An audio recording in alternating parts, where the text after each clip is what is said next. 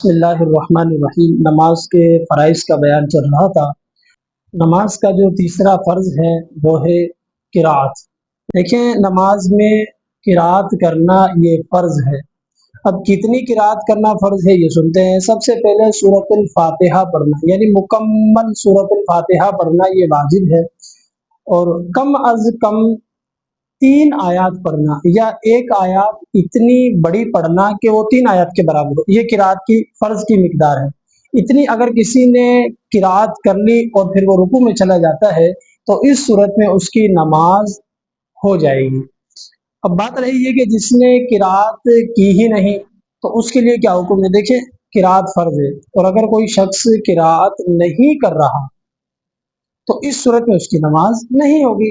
البتہ امام کی قرات کرتے وقت ہم خاموش رہیں گے۔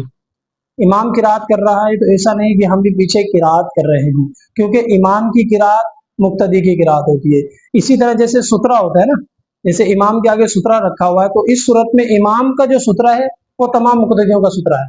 اسی طرح نماز میں بھی، یعنی کہ قرات میں بھی ہے کہ امام کی قرات اور مقتدیوں کی قرات، یعنی امام نے کر لی تو مقتدیوں کی بھی قرات ہو جائے گی۔ صلو علی الحبیب صلی اللہ تعالی علی محمد صلی اللہ علیہ وسلم۔